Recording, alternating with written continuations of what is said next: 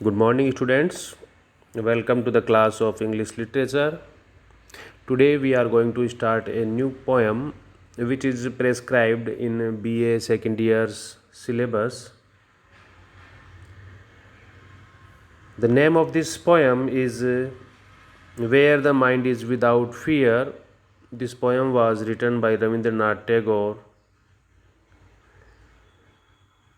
This poem is included in the Indian English Literature.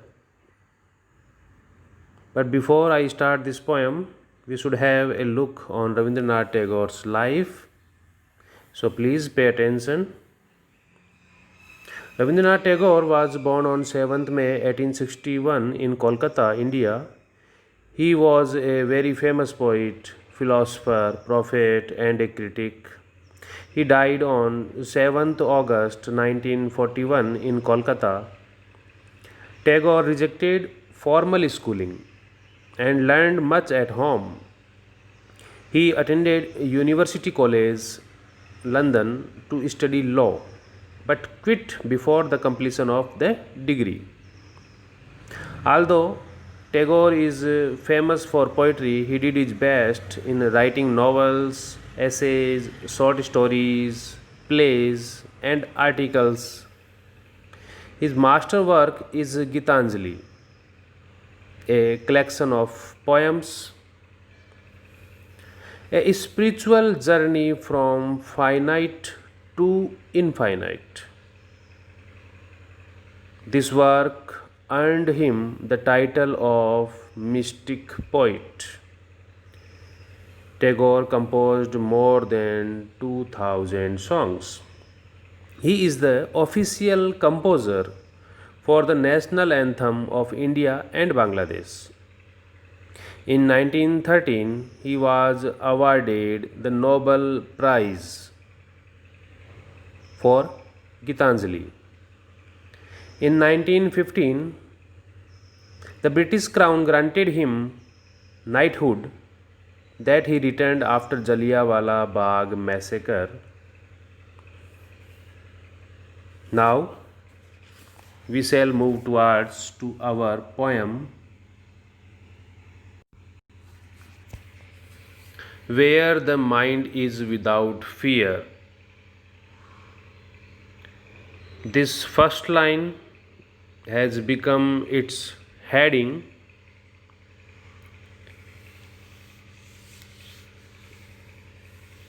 This poem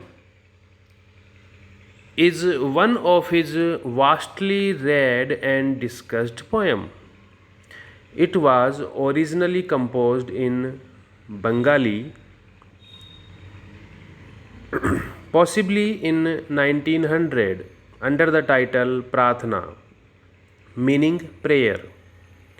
It appeared in the volume called Naibedia in 1901. Later, in 1911, Tagore himself translated the Bengali poem into English, and that translation appeared as poem number 35 in Nobel Prize winning anthology Gitanjali, published by the Indian Society, London in 1912. So, when the poem was written, India was under the British rule, and people were eagerly waiting to get their freedom from the British rule.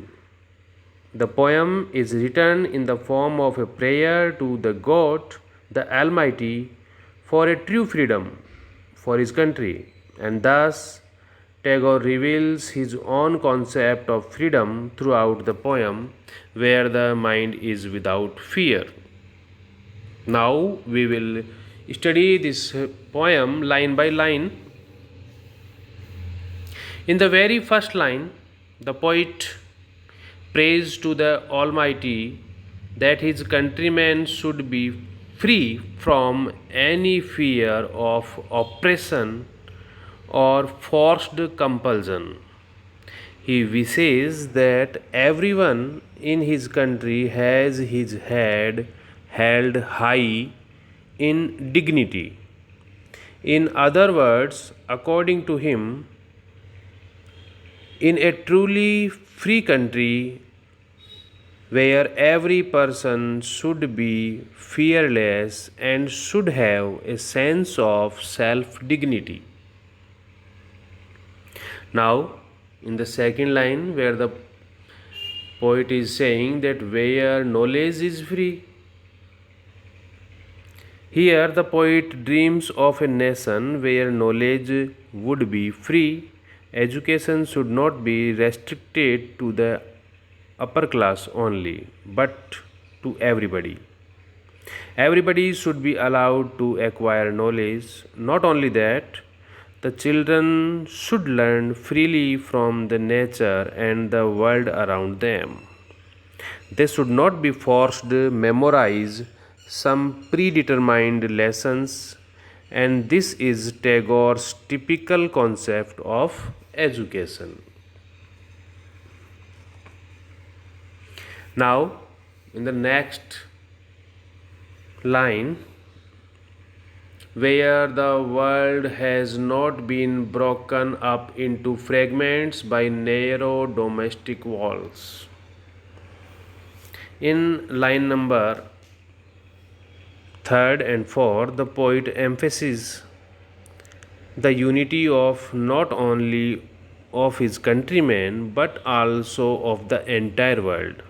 He thinks there should be no division among people based on their caste, creed, color, religion, or other baseless superstitions. In other words, prejudice and superstition should not divide the people in groups and break their unity.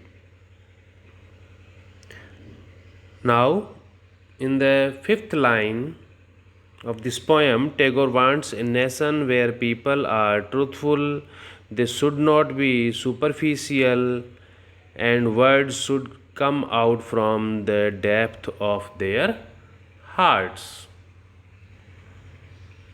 In the 6th line, the poet wants everyone to work hard to reach their goal and in the long run to reach perfection. He thinks that they should not be tired by working.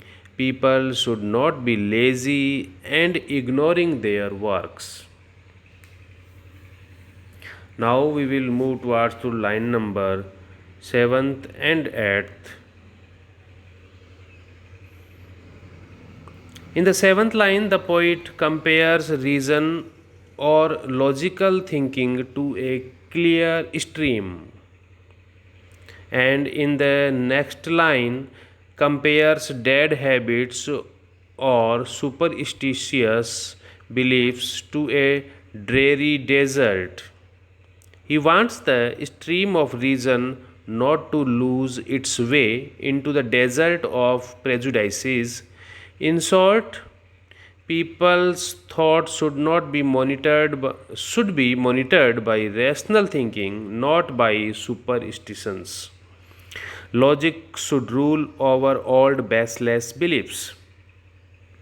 Now, in the line number 9th and 10th, poet wishes his countrymen to be progressive and broad minded. He wants that their minds are led forward to ever widening thought and action by the Almighty. In short, we should be open minded and do something unusual or extraordinary, overcoming the narrowness of mind. Now, in the final line of the poem, the poet addresses the god as Father. He asks him to awaken his countryman or country into such a heaven of freedom where the above all conditions meet. To make it clear, the poet prays to the Almighty God to raise or lift or to awake his country to such heights where freedom would be realized at its best. In turn, he is actually praying that God awakens his countrymen so that they come out from the darkness of ignorance, prejudice, disunity, and all other evils. Now, finally, in the poem, the poet's message is very clear.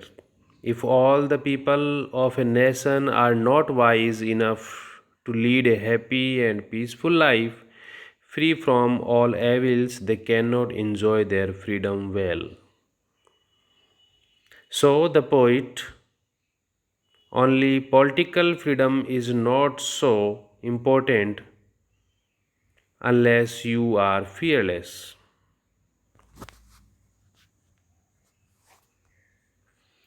Self dignified, knowledgeable, truthful, hardworking, and broad minded enough to enjoy it fully means all these things that a man should be knowledgeable, he also should be truthful, hardworking, and broad minded are necessary to enjoy freedom.